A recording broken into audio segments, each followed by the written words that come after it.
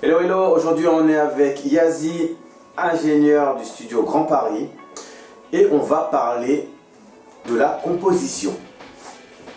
Ok, donc Yazi, tu es ingé son, mais tu es aussi compositeur. Donc compositeur, donc tu fais des beatmakers, yes. On peut dire ça, ouais. Voilà, de quel style? Un peu tous les styles, mais bon, là pour le beatmaking, on va être sur la trap surtout. Trap? Ouais, trap et house, voilà. Je tourne là-dessus. Alors, la composition en soi, composer un instrumental, est-ce qu'il y a une règle particulière? Est-ce que toi, tu restes sur un protocole, 1, 2, 3, je commence par ci, je finis par ça? Alors non, mais ça dépend les périodes. Pour commencer une track, des fois, je vais partir sur un piano que j'aurais joué, ou une nappe, tout ça, un élément qui m'inspire. Et après, broder dessus avec les éléments percussifs, rajouter des effets, ensuite faire l'arrangement, tout ça. Ou des fois, ça va partir de la batterie. Généralement, pour la house, ça marche bien, puisqu'on sait que la house, ce qui marche bien là-dedans, c'est le kick, donc la grosse caisse et la basse. C'est ça qui est primordial et qui est prépondérant dans ce style de son. Donc si ça sonne bien direct avec les drums, donc la batterie et la basse, bon déjà on part sur une bonne base et là on peut broder autour. Mais bon, la basse, on la fait quand même après, une fois qu'on a une petite mélo, parce que des fois faire une mélo sur une basse, c'est compliqué.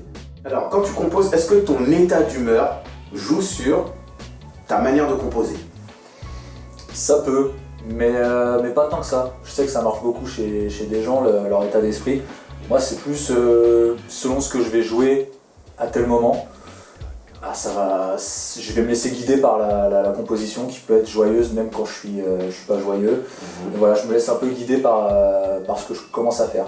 Puis après, une fois que j'ai une bonne structure, tout ça, j'arrive à avoir un ensemble cohérent. Voilà. Effectivement, moi, le mood, ça joue pas tant que ça finalement. Et quand tu composes, tu composes pour des artistes, donc est-ce que les artistes te demandent, comme qui dirait une commande, est-ce qu'ils te font une commande ou est-ce qu'ils t'envoient des références sur lesquelles ils voudraient que l'instrument ressemble à ci ou à ça? Ça peut arriver, ouais, justement quand on travaille avec des artistes qui nous commandent justement, comme tu dis, des prods, là ils vont nous donner une référence, on va essayer de reproduire à peu près la même chose, bon, sans faire les mêmes accords bien sûr, mais c'est de trouver l'état d'esprit de la prod. Et des fois ils nous demandent d'être dans la même clé, enfin la même tonalité, pour qu'ils puissent poser de la façon dans laquelle ils avaient travaillé sur l'ancienne prod. Donc voilà, il y a ce travail-là. Ou sinon après je compose aussi des prods comme ça, assez libres, et puis je propose à des personnes, ça leur va tant mieux, ça leur va pas, bah écoute, la prochaine quoi.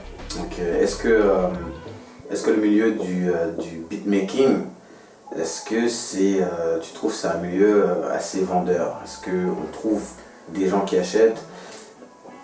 À combien ça se vend? Ou je sais pas si ça peut se dire, ou si tu dirais tes prix?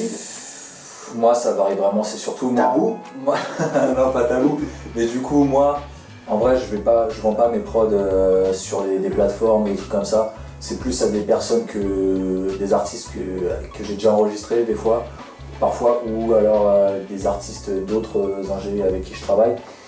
Il y a un feeling et voilà, je fais des prods pour eux, et la plupart du temps je fais presque même pas payer en fait, c'est juste que j'aime bien travailler avec cette personne et je fais des prods pour ces personnes et voilà.